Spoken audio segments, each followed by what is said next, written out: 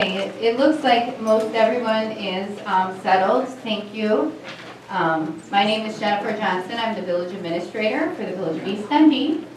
And this is the second home rule workshop presentation that we're going to be having. And thank you for coming today. We appreciate your time. And what we're here to do is present factual information about home rule and the village so that you can make a decision on March 20th. When you go to the polls. Before we get started, there's just a couple of housekeeping items. I'm sure all of you know, but there are washrooms out there. And if you do have a cell phone, if you could be so kind as to silence it. I want to take a moment to introduce some of the staff that's here today. I think we also have some of our village board members. I see Trustee Alan Hall is here. Trustee Scott Andreessen is still here. I don't think there are other. Okay, he's over there. And we also have our assistant village administrator Brad Mitchell, our management analyst Tyler Grace, our police chief George Carpenter, our public works director Phil Cotter, our village clerk Catherine Holt, our finance director Zeta Torres. Did I miss anybody else? Okay. So on behalf of them and all of the village, welcome. Our presentation is going to have four components today. First, we're going to talk about home rule. Then we're going to talk about the village's finances, some of the economic development initiatives the village has taken, and also take your questions and answers. So what is home rule? Home rule status is basically defined as the transfer of power to the local government. Home rule allows the village to adopt any fees or taxes or regulations that are not expressly prohibited by the state of Illinois. So in other words, it allows the village to govern itself rather than the state of Illinois dictating how the village can govern itself. Home rule was adopted by the village in 2004 by referendum. And the reason why we are here today is the state statute does have a provision where a petitioner can put a question on the ballot to take away the home rule from the village. And that has been done. So there will be two questions on the ballot. And first I'm actually going to talk about the second question, which is the binding question. This is the question in the statute. This question reads, shall the Village of East Dundee, Illinois, cease to be a home rule unit of government? If the majority of voters answer yes, the village will lose its home rule status. If the majority of voters vote no, the village will retain its home rule status. So the village, after receiving this petition, decided that they would put on an advisory question on the ballot. The purpose of the advisory question is to educate the voter about what would happen if the village lost its home rule status. And the advisory question only expresses support for or against home rule. It does not have any effect. The outcome will not make the village lose or retain home rule status. And the question reads, shall the Village of East Dundee, Illinois remain a home rule unit of government in order to, one, pay for the village's general obligation bonds with home rule revenues and avoid increasing property taxes by $1.94 million, which is approximately $1,200 per year for our home at $185,000. The $185,000 number was chosen because it is our median home value in East Dundee. And two, fulfill the village's home rule sales tax sharing agreements for planned development projects. So what has the village done since 2004 with its home rule powers? The village has issued debt for public infrastructure and economic development initiatives. A non-home rule municipality is limited in the amount of debt they can issue, and most debt has to be approved through referendum. Through the implementation of home rule revenues, the village has been able to abate or cancel the property taxes associated with that debt. In other words, none of the village's debt is paid for by property taxes. We've implemented a rental and commercial inspection program, and the purpose of this program is to maintain housing values. And we've changed the village clerk to an appointed position due to lack of interest from the community in serving as the elected clerk. Some of the fees we've either created or increased. The video gaming license fee is higher than it would be allowed in a non-home rule municipality. We put in a vehicle title transfer fee. We also have the fees associated with the rental and commercial inspections. And most importantly, we created a home rule sales tax, which is now at 2%. We also have the video rental tax. And many of these revenues, this is the important part, come from patrons coming outside of East Dundee. We don't have the exact percentage, but the majority of these revenues do come from outside of East Dundee. Here's a pie chart showing the percentage of revenues that come from home rule sources. This is our general fund, basically the operating fund where we fund all of our operations, police department, public works, building, and 40% of our revenues come from home rule revenues, which is 1.65 million. This pie chart shows the portion of revenues that are home rule revenues overall in the village. This includes both TIF and BDD revenues, as well as water and sewer fees. What's TIF and BDD? Excellent question. I'm going to try to explain this as simple as I can. I know. A TIF district, the village has 8 of them, basically allows the village to capture property tax growth over a period of time, which is 23 years, in order to incentivize development and redevelopment in the community. BDD is very similar. It allows us to capture an additional 0.75% sales tax. We have 3 BDD districts for the exact same purpose. So these are the tools that we use to complete the economic development projects, and we will talk about this a little bit more at the end of the presentation. The important part to note is that all of those revenues, TIF, BDD, water and sewer, are restricted. So we can't really use them for operations. The water and sewer must be used for water and sewer operations. They run like a business. That's where we calculate the user fee and how much we're going to charge you. And the TIF and BDD are restricted by state statute on what we can use them for. So how has home rule affected your property taxes?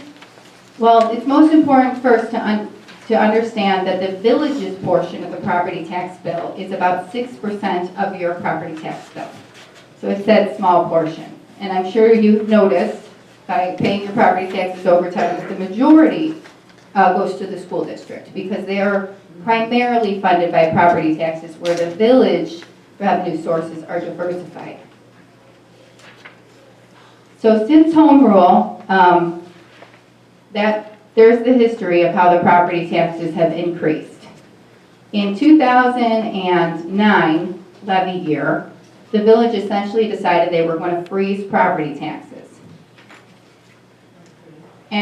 But this year is the first time that property taxes were increased. So why were they increased? This year, the village uses all of their property taxes to fund the police pension fund. The state of Illinois tells us we must fund at a certain dollar amount. And that dollar amount closely matched the amount of property taxes we were receiving. Now, the state of Illinois changed the way they were looking at the pension fund. And it had a lot to do with how long people would live, because people are living longer. As a result, the percentage of funding of the police pension fund dropped down to 52%, even though the village had been contributing what the state told them to contribute, but the state's assumptions aren't the most conservative assumptions.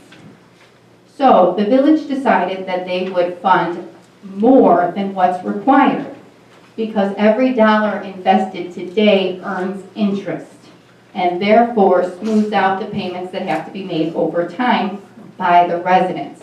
We were trying to avoid a large balloon payment in the future. So we came up with 13%. That sounds odd. It does. Where we got that number is we went back to the time when we had frozen property taxes And we caught up to what a non-home rule municipality could have increased their taxes by. And so we wanted to keep with that thought process of functioning like a non-home rule municipality. The other thing I talked about that we've done is we've issued debt beyond the debt limit. And these were for public infrastructure and economic development initiatives. Here's a list of all the bonds that we consider general obligation bonds. These are the bonds backed by property taxes. So the first one you'll see is we did stormwater detention, acquisition of River Haven property, water main construction. We reconstructed Van Buren and did Christina Drive. The next bond was a combination loan and grant to J.D. Byrider to fill that space.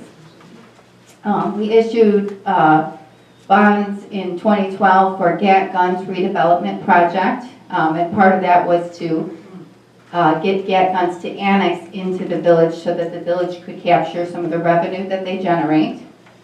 In 2015, we did the police station redevelopment project, which is where we took the old fire station and turned it into a police station. We did acquired Summit School properties for redevelopment where the township supervisor and assessor's office are in. We redeveloped the downtown as far as brick pavers, varying overhead lines, and other beautification projects. We also put in a lift station to try to eliminate the flooding that occurs in the flats. And we did a downtown water main improvement project as well. Our last bond was simply primarily to pay off a line of credit that was taken for the police station to finish up that project. And it also included a new municipal parking lot behind 311 Barrington, which is the new building downtown. And then we had a roofing project, which isn't that exciting, that we had to do at Summit School. So this is the rest of the village's debt. This is not general obligation debt. The first three pieces of debt are Iepa loans. These are very low interest loans provided by the state of Illinois for water and sewer infrastructure. So they're very commonly used because the interest rate is so low. And the first one is the wastewater treatment plant itself, which the village has now paid off this fiscal year. And other improvements, the first improvement made is actually funded by the village of West Dundee. It's just reported on the village's books. We do treat wastewater from the village of West Dundee. We don't treat all of their wastewater, but a portion of it that they cannot send to Forward. And then we had more improvements that were made in 2010 to the wastewater treatment plant. The last one is through the police station project, we had to purchase the fire station from the fire district. And that's showing there that loan with a balance of $1.6 million. So overall, we have $27 million in outstanding principal, and about $5 million is paid by a combination of J.D. Byrider and West Dundee. Who's J.B. Byrider? They're the car dealership, one of the car dealerships on Route 25. Oh, I think they're next to Alpamani. thank you. So back in 2004, we talked about how the village wanted to act as if they were a non-home rule municipality. So back in 2004, they did adopt an ordinance to limit themselves in the amount of increase they could increase property taxes each year. So recently, we re-adopted that and we codified it. And codification means we put it into our village code. Prior to now, it was not in the village code, which means that future administrations and future village boards may not realize that there is this self-imposed limitation. So we put it into the village code. We also decided that we would put a debt limit on ourselves. And basically, our ordinance that we approved says that any debt beyond the non-home rule limit must be backed by revenues that are not property taxes. So we will not issue any debt above the non-home rule limit unless we can pay for it without property taxes. Today, this is a very easy promise to keep because none of the debt is being paid by property taxes. So what is bond abatement? You may have heard about bond abatement. And so we talked about the village taking on debt. And when they took on the debt, it was assumed that we would maintain our home rule revenues. Very few communities have actually lost their home rule status. It's not common. So when we made projections and assumptions, we assumed we would have these revenues in place. And the majority of our debt, as discussed, is general obligation bonds, which are backed by property taxes. So instead of property taxes, we've used other revenues, mainly home rule revenues, to make the debt payment. If the village loses its home rule status and loses the $1.65 million we receive annually, the village will not be able to abate or cancel the property taxes, and they will appear on the property tax bill. The village board recently, actually on Monday, approved the 2017 abatement ordinance for the bonds to be paid in 2018. The way the ordinance is written is, if the village loses home rule status, the abatement ordinance will not be filed and the debt payments will fall on the property owners. If the village maintains its home rule status, the abatement ordinance will be filed and the payments will be continued to be funded through home rule revenues, as we have done in the past. We just wanted to show you an example of a property tax bill. So East Dundee actually has two lines on the property tax bill. One is East Dundee Village, the other is East Dundee Village Pension. So as you can see, by freezing property taxes, you may not be able to see under that red, but you may have seen it on your own bill. East Dundee Village is actually a negative. That's because we froze property taxes. East Dundee Village Pension is a positive, and that's where we collect all of the property taxes we receive to go to the pension fund. If we lose home rule revenues, we will be increasing the tax bill by $1,200 for a house valued at $185,000. So that's going to now appear where it says East Dundee Village, and at the bottom line, you can see the total tax due will increase. Here's a comparison from the 2016 levy where we had property taxes frozen to the 2017 levy where we increased property taxes by 13%. That's a difference of $47. The red is if we lose home rule. That's the increase of $1,200.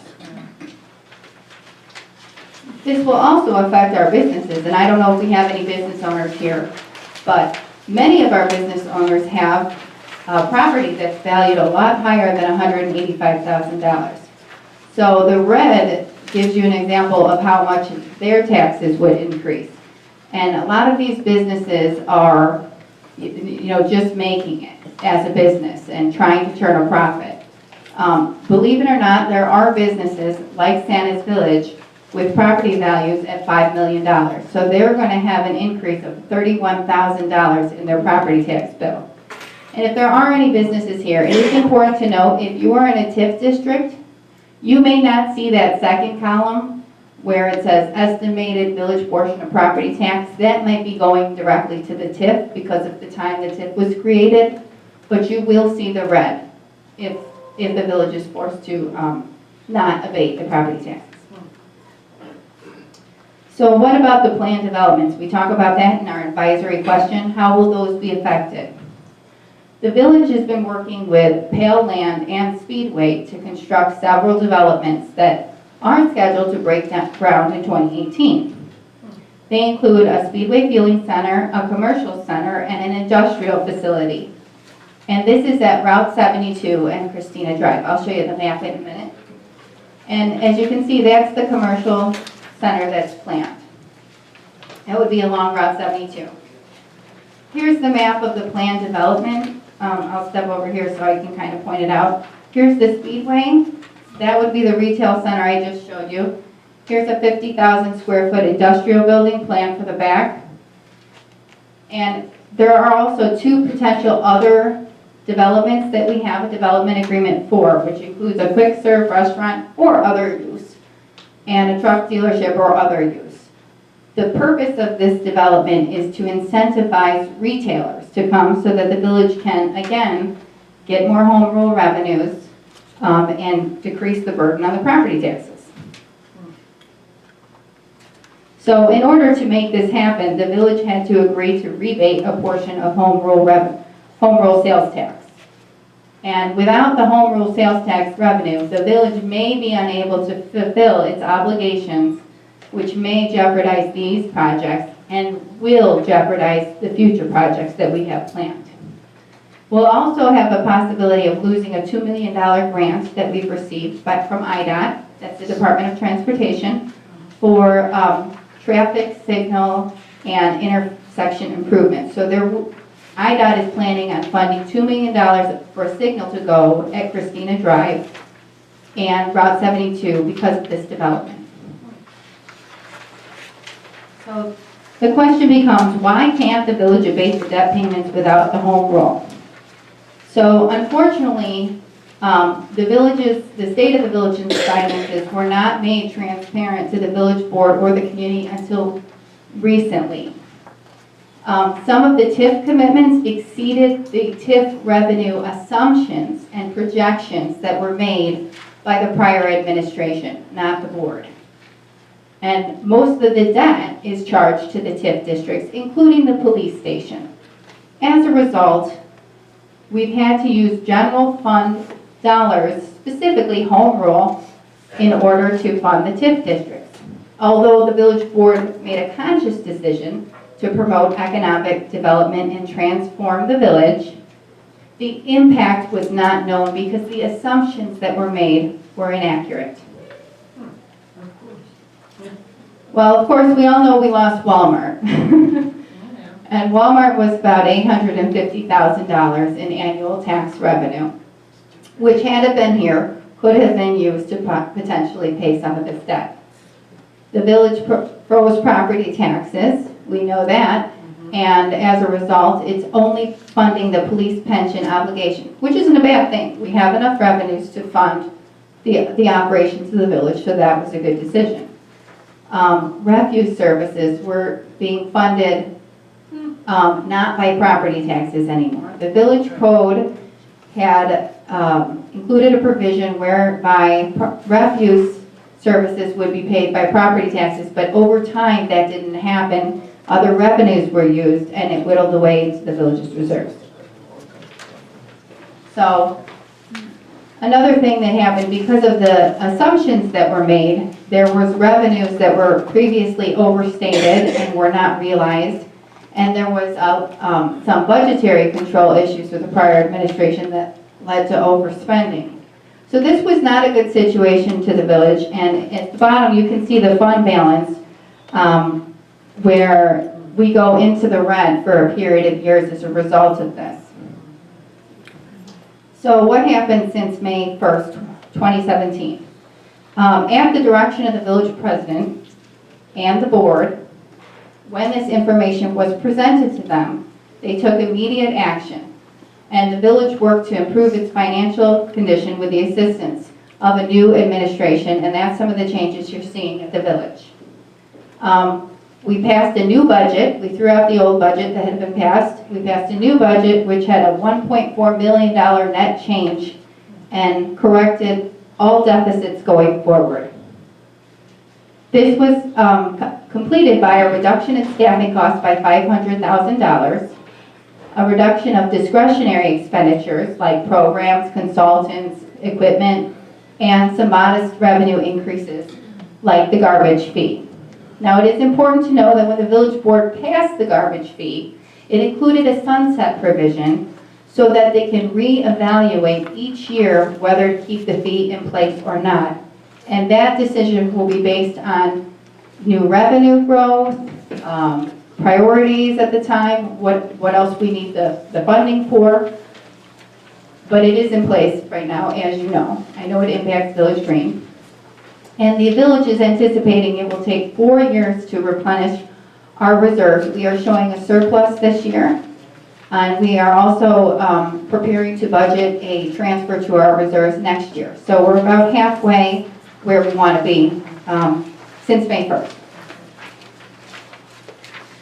Here's a historical look at our revenues, and the gap between the revenues in red and the expenditures in blue, that's where we were investing in the town through our economic development efforts. And at the very end, where it crosses, that's where we balance that budget this year. Here's a little bit about the change in personnel. So the very end is how we got to where we are today with the minus $500,000. We're basically back to 2006 levels. We eliminated 3 full-time employees, 3 salaried contractors, which were very similar to full-time employees, 4 part-time employees, and 4 seasonal employees.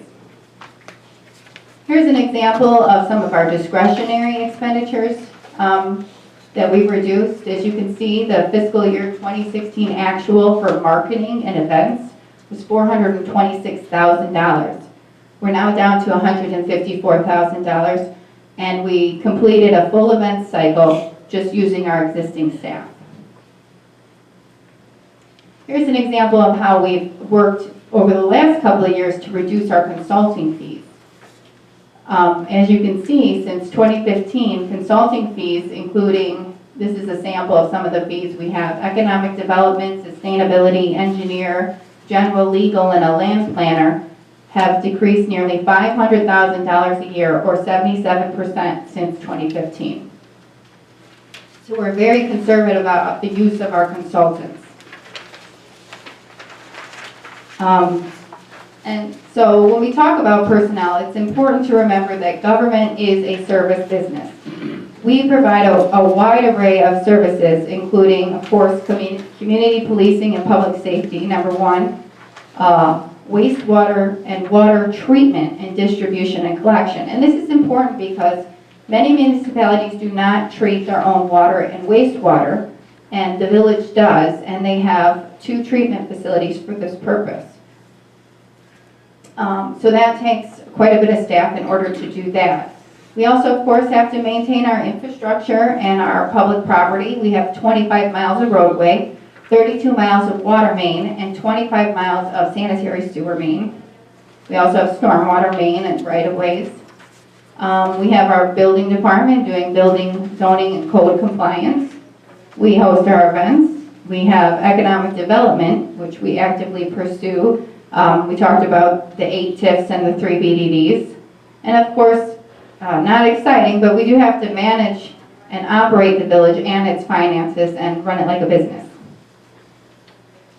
Here's an example. Here's the organizational chart, which basically consists of course, the residents on top, the village board reporting to the residents, and then 4 small departments that are overseen by administration and my staff.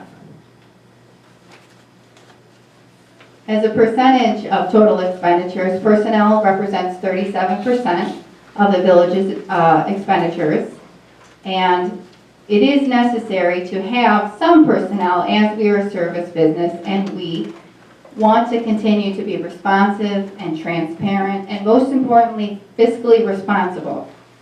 It also takes the staff to reduce consulting fees and to be proactive and encourage positive transformation in the village through economic development.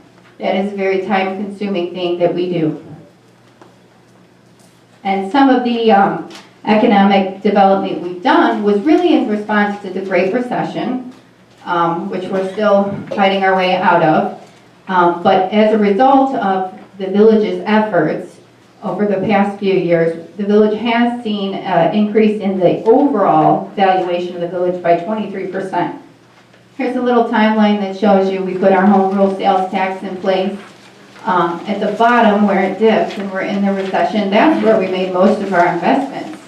And as you can see, we're working our way out, and it's at $120 million. So that's good, that's positive change. That is what the TIFs and the BDDs are in place for, are to increase the EAV, which affects, in turn, will affect your property value. Here's a little timeline of some of the projects that we've done and some of the investment that's been made. But we did take the time to list out some of the development comprehensively. We talked about the downtown redevelopment project. That was a village project. And Other investments that we partnered with are Made to Measure, Vance Custard, Banditos, Anvil Club, the Radco Building. Most of the east side of downtown around the depot itself, the caboose, the police station, the former measuring cup is going to be the Mockingbird. They've just got their permit and they're working. Along Route 72, the Terra Business Park is what I showed you before. That was the undeveloped land we're working on. Dundee Automotive, that's a picture of Dundee Automotive's new facade. And I'll pause there just for a moment to explain. Some of the village's incentives have been done through redevelopment agreements where we use TIF and BDD revenues that are coming in, and others are directly facade grants. And Dundee Automotive is an example of a facade grant that the village partnered with. Summit School, 543 Main, that's where the florist and the tailor are. Seven Hills Healthcare, Insurance Auto Auction, which you might not know where that is, but that's actually lies in Cook County, and it's off Route 72. You probably wouldn't see it. Prairie Lakes Business Park, Thornton's, 12 Hour Snow, State Farm, Dundee Animal Hospital, 201 Penny, that's in process right now. That's a conversion of professional and medical offices into an apartment complex. And then south of Route 72, on Route 25, we of course have Santa's Village, the 3 car dealerships that could have otherwise been empty, Pomani, Cucci, and JD Byrider, Gat Guns, Pampered Pets, there's a Superior Car Credit and Storage, Sierra Studios, which is by the Milk Pail, and of course Speedway and Pale land developments that are in progress right now we're working on, and then north of Route 72, River Haven, the fire station, and 505 Dundee. So that's about all I have for you. I know that's a lot of information about home rule and finances and economic development. So at this time, I'd just be happy to take any questions you might have. Yes? Maybe I didn't understand, but what does TIF and BDD stand for? Right. TIF stands for Tax Increment Financing District, and BDD stands for Business Development District. I just wondered about this water treatment and distribution that we take care of, it, the village does. I think that we've been having water problems throughout the time that I've lived here. What's the alternative of doing it ourselves? Sure, that's an excellent question. The question was, we treat our own water and wastewater. What is the alternative to that? Being a town of 3,000, we do, as I said, we serve West Dundee, so we actually serve a larger population on the wastewater side. It's only prudent for the village to evaluate that, and that is something that we are going to be doing. We're going to be taking that on to evaluate. There aren't a lot of options, so our water comes out of wells. We are too far away to get Lake Michigan water, so we do have to pull our water from somewhere, and it comes from the aquifers through the wells. The wastewater, we may have an alternative. West Dundee does use Forward in order to do some of their treatment, and that's a regional district.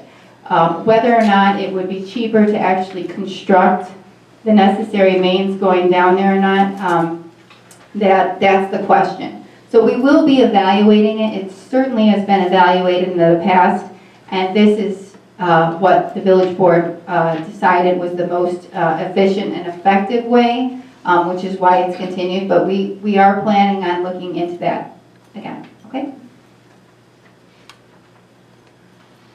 Yes? If we don't have home rule, who then would be in charge of the water and our stuff? The village would remain as it is. The question was, if we don't have home rule, who will be in charge of water, sewer, and roads? The village would continue to function. So the village board has taken the position that the funds would be made up by property taxes. So the village would have sufficient revenues to continue operations. So essentially then, if we lose home rule, we lose revenue. Yes, we would lose about $1.6 million in revenue, yes. We'd also lose the ability to impose other regulations that other towns, we haven't had home rule that long, relatively speaking, in the age of the village. So we would also lose the opportunity to do things that we'd like to do. Instead, we'd be bound by the limitations placed on the state of Illinois. Yes. With the garbage pickup, it's cost us a lot of money this year. And you say that could change from year to year? Yes, the ordinance that the board passed included a sunset provision. Basically, we put the garbage fee into place for 1 year with the promise that we would look at it each year to evaluate whether or not we would need to collect that revenue from the residents. So it could change when the village's financial position changes. Yes. Talking about the garbage fee, then why did Flood Brothers send out that letter? Yeah. Why did Flood Brothers send out, which letter? A letter. Oh. Stating that letter. Yes. Because it almost sounds like you guys are just automatically gonna say, you're gonna have to keep paying, you're gonna have to keep paying. Yes, okay, so that letter was put out by the village, and it was to alert you of the change, and to take the conservative route. We didn't want to make any, we can't make promises for future boards, so what we were really talking about was today, but the way the ordinance is written, it allows it to sunset after a year, but we didn't want to, it would complicate the message if we put out the fact that it might not be here next year, but then it continues to be there. So we took the conservative approach to that. Yeah, but that doesn't say nothing about the sunset on here. Yeah. So it should, if you would have said that, you probably wouldn't have had so many people up in arms about the garbage fee. Sure. And Yeah. that's the big thing, because just like you said, you're going by 2004, what the village did, but back in 2004, they also said they could never be paying for garbage. Yeah, I did read some of the correspondence. Home rule wasn't tied to garbage, but there was a lot of talk about garbage at the time. And that is a point well taken. I'd like to address that. I actually looked at the 2004 flyer on home rule, and it did not actually say that it would go to garbage forever. So a lot of people think that, but I looked up the flyer, I actually scanned it recently and put it up on the site. I'm not on board, but I just happened to. It was a comment made by the village trustees back then. Yeah. I wasn't here then, but we haven't seen it. The only thing I've seen is that it was to be paid for by property taxes. A portion of the property taxes was supposed to be used to pay the garbage fee. That's the only thing the village board actually adopted regarding garbage fees. But I understand there was a lot of information going around at the time. I have a question. So you're essentially saying you lose $1.65 million of property tax. What are the other taxes and so forth you lose that we're going to have to pay for out of our own property taxes? Like you'll lose the rental income, I assume, and you'll lose Yes. other things? Yeah, the 1.65 is the total. Okay. So it includes, rental inspection fees, video rental tax, home rule sales tax, and the extra that we collect from video gaming that we would not otherwise be allowed to collect. In addition to the 1.65 million, we could potentially lose revenues that we're projecting for our planned developments, which could be approximately another $300,000 per year. But what we hear is that this is supposed to lower our property taxes, but you're saying this home rule, if we lose home rule, our property taxes are going to go up $1,200? Yes, that's the position that the village board has taken because they need to have some way to supplement those revenues, and they can do it through the general obligation bonds. If we're losing the 1.65 million in revenue, who's gaining it?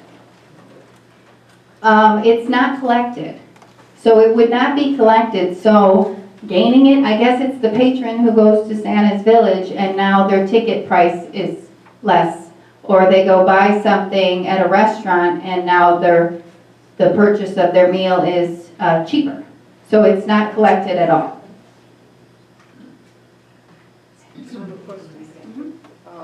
Why is it so difficult to get a grocery store where Dominic's used to be? That's an excellent question. I haven't been at the village long enough, but what I can tell you, the question is about the Dominick's and the grocery store. So up until recently, the landowners are from Texas. They did not care. Dominick's continued to pay their rent even though they hadn't been there for 9 years, and the landowner continued to collect it. So the village had to get involved, and they initiated litigation called eminent domain, where they threatened to take the property from them. We were successful in the fact that the property owners settled with Dominick's. In other words, Dominick's gave them a big payout instead of paying any more rent, and now Dominick's is truly out of the picture for the first time. This happened within the last year. So we do have marketing studies about the amount of retail that's available for a grocery store. So what we need to do now is try to attract a grocery store. It is difficult because some of our tools are not effective. Our TIF on the grocery store is not very effective because the property tax base at the time when the TIF was established was when Dominick's was operating. So it's very difficult to get any growth. This is a complicated subject, but it's very difficult to get any TIF revenues on there. And it's also, without TIF revenues, it's very difficult to encourage a grocery store to come and open. So it's something we're striving for, but it is very difficult. And also, the store inside has been gutted. It's not a grocery store anymore, it's a shell. So the investment it would take to open a grocery store would be millions and millions of dollars on top of the purchase price. And of course, those landowners from Texas don't want to lower their purchase price because they'll just wait for the economy to turn around. So the village has definitely done a lot to move it forward, but it is a difficult task. Yes. I haven't been here very long, and I'm wondering, how did Walmart go from Dundee to Carpentersville? Yeah. They wanted a bigger store, you know, as Walmarts do. They want to go bigger and better, and they decided based on the you know, they obviously have their own studies with demographics. There isn't a traffic signal in front of there, and all sorts of factors that building new in Carpentersville would be a better option for them. They were also incentivized by the village of Carpentersville in order to move there. So the village was in discussions with Walmart for years, hoping they could keep them. And we even entered into litigation against Carpentersville to try to keep them because Carpentersville's incentives were TIF incentives, and the distance that it was moved was too close under the law. But the village did not prevail in that, and so we are excited though. We do have, Plody Development is planning on building 2 additional buildings on the lot, which could bring 200 jobs, they're projecting, and also increase property values significantly. So they're looking at investing between $5 and $10 million on the property. And we also are working with others who have approached us with interest in the Walmart property. I don't think it's going to be a big box retailer. We all know how the world is changing. But we're going to fill it, and we're going to fill it with something that looks nice. With a gun store out there, doesn't that provide a lot of tax money? It is significant. It is. We do have debt associated with, the question was about gat guns. We do have significant debt associated with the gat guns, but it does bring significant revenue in. They're one of the businesses that brings amusement taxes in addition to the sales tax, so we do see a large percentage of dollars from gat guns, and when the bond is paid off, then the village will see basically a spike in the revenues from that. Yes. Well, I'm going to try and phrase this properly. It's probably more a comment than a question, but what I'm seeing is a good bit of our revenue comes from outside, from sales taxes, from people coming outside the village. In order to attract more businesses and attract people to come and shop here, we are going to have to maintain our roads, our sidewalks, have quality water, and have an attractive village. And if home rule goes away, I see that the maintenance ability is going to go down. And it won't be a real attractive place for businesses to come. That is a possibility, because for this year, what we're saying is we're going to put the burden on the property tax owners, but we can't say what future boards will do. Obviously, there is the option to defer all maintenance. There is the option to cut all staff. There is the option to consolidate the village.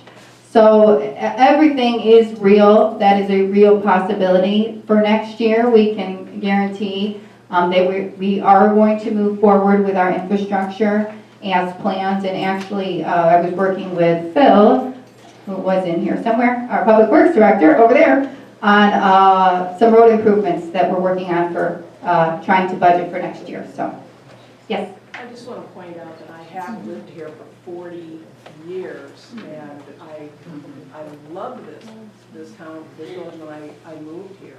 And I just don't want to see it deteriorate, because it really is quite a very nice place to live. Thank you for your comment. Oh, I don't see, oh, yes. Got one more for you. With the new building downtown, with the apartments above, what happened to, there was a giant sign of 3 different businesses going in there, and there's nothing in there now.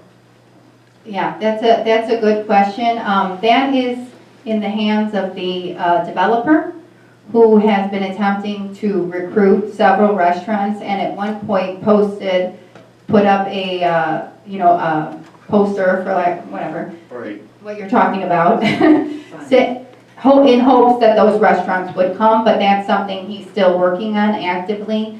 And the village is doing everything they can to try to get those filled as well. I can tell you the majority, if not all of the apartments are filled, so that's helpful. And the parking lot, we're just waiting for spring, is about 90% done. And that was definitely a factor for businesses who were looking at the space. So we're hopeful something will happen this year, but those spaces also need to be built out into what they are. They're what you call a vanilla box right now, so that will take some time.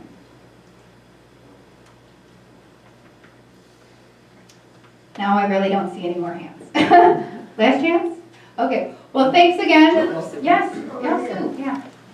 Everybody, before you leave today, have some of these donuts and rolls from Piece of Cake Bakery, a nice East Dundee business, and if you don't eat them, I'm gonna have to. So please come and help yourselves. That's all. My name is Rose. Oh, yes. So you said there was a petition to stop home rule. Yes. Well, I think most of us do not want our taxes raised by $1,200. So where did that petition come from? Business owners or what? The question was, where did the petition to stop home rule come from? And that came from a local resident. His name is Alan Skillicorn. It's in the paper. And he circulated that petition, and he inquired the amount of signatures needed. And that's how it's on the ballot. Yeah, what does he gain from that? That's what I've been asked that question before, but you really have to ask him. That was what my question was, like, we're losing that, who's getting, Okay, well, thanks again. Thanks for coming.